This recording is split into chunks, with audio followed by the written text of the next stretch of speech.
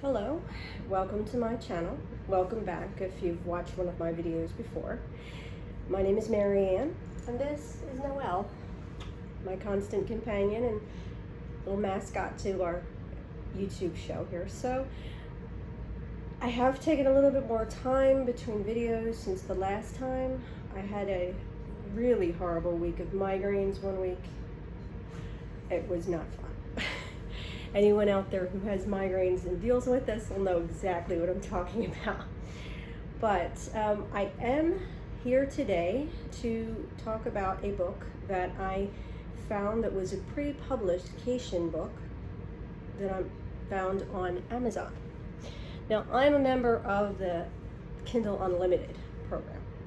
And in Kindle Unlimited, you get to choose from between 5 or 6 different books each month that are in a Kindle First program, Kindle First Reads. I was not disappointed, let me tell you, in the book that I got for free this month.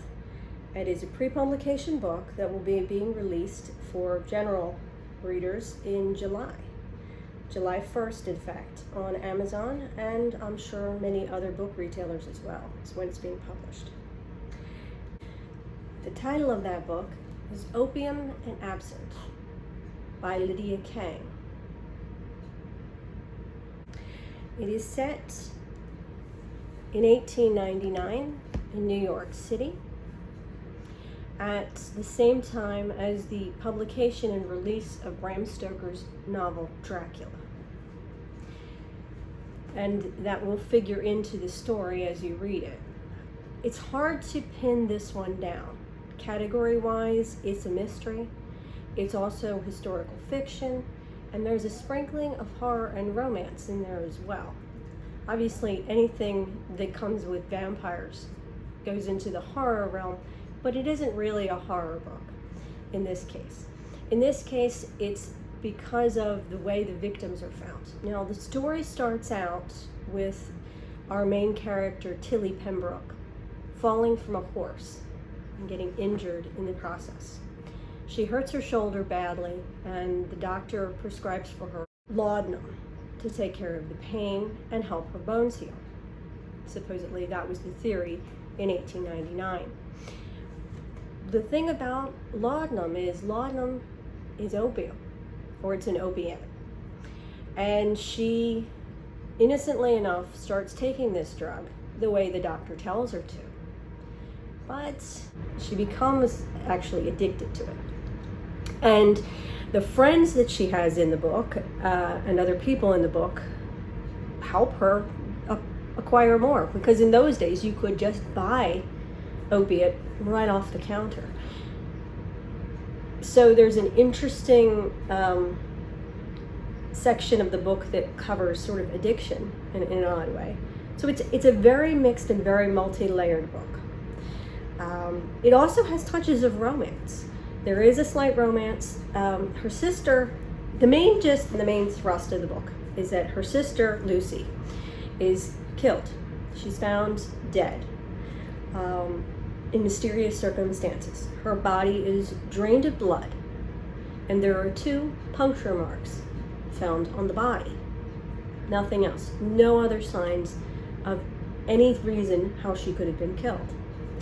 And of course, the absinthe in the title comes from the fact that there's an empty bottle of absinthe found at the scene of the murder as well. Now, there are some things I did love this book.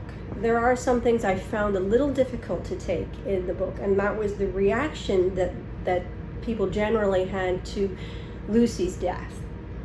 Now, Tilly, our main character, is distraught and tries to go about solving and finding out who this is and how her sister was killed and why.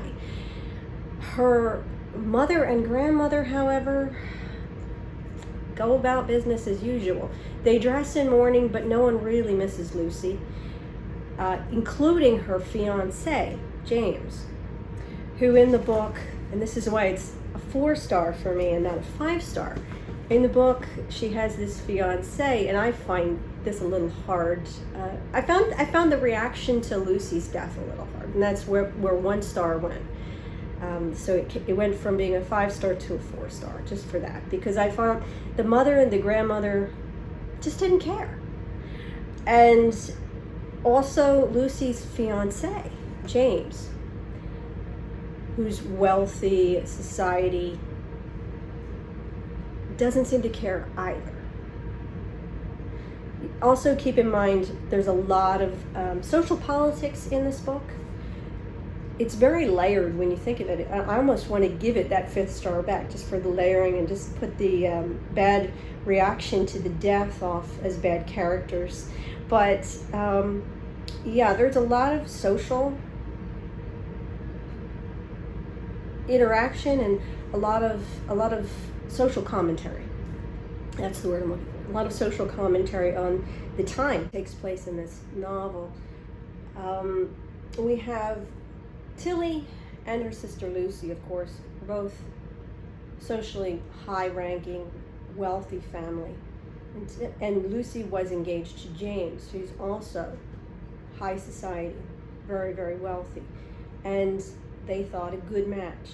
Now, what happens when Lucy dies that I found a bit odd, and I find it odd that for a few pages in here, Tilly will almost consider it, is that James shifts his affections from Lucy, who passed, to her now younger sister, as if it really didn't matter, and oh well, just take the next sister in line. And that to me seemed a little creepy. Now that's where I say that maybe I took the star off and I shouldn't have. Maybe I should bump this back up to a 5-star, because it was probably more characters I didn't like than that there was anything wrong with the writing, because there just are some creepy characters in this book. Along the way, though, in trying to find out who killed her sister, Lucy meets Ian Metzger. Ian Metzger is a newsie, a newspaper salesman of the day, a young orphan Jewish boy whose parents came over from Europe as immigrants with himself, and then of course they had a younger infant son who was killed. Now, his backstory on the character of Ian is so sad, and so, it just grabbed my heart. Here's this poor boy who comes over with his family from Europe. The younger brother is murdered, and his parents very soon after fall ill and die. So here he is, this rather young guy, on the streets of New York City, selling newspapers to make a living. And his backstory is just adorable, because he also has these 3 little orphans that he found on the street who also sell newspapers, or younger than him, that he takes care of. And in amongst trying to keep himself with a roof over his head and food, he takes care of these other little ones. This is just the sweetest guy in the world, to be honest. And he is, obviously of a different social class. So there's again some commentary on how social class was viewed in those days. And what you see is that when Tilly meets him, she all of a sudden gets her eyes opened to the other half of New York City, to what it was like for other people who didn't have the privilege and the wealth and the homes and the social standing. And it really opens up a whole other world for her. He also opens up the world of newspapers and journalism to her, because of course Ian, though he is a simple newsboy at this point, dreams of one day working for the paper in a greater capacity, writing articles, bettering himself and making more of himself in the future. So together, the two of them go into investigating this, and I won't go into too many details on that, because obviously I don't want to ruin the story for those of you who haven't read it. I want you to read this book. I definitely recommend this book.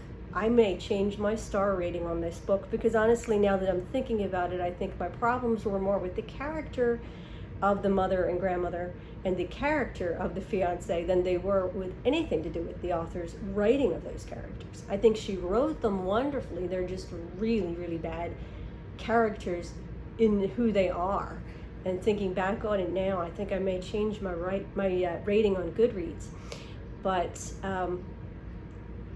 what we have here is a story of a girl discovering the world, I think, as well as while she's trying to find out who killed her sister, she's also discovering the world, the realities of the world, the social realities of the world, and what it's like for other people. And she goes through a great character development as the story goes on, from being this spoiled, perhaps naive, rich girl in a gilded cage to finding out what it's like out in the world and finding out what other people have to live like and what life is like for others.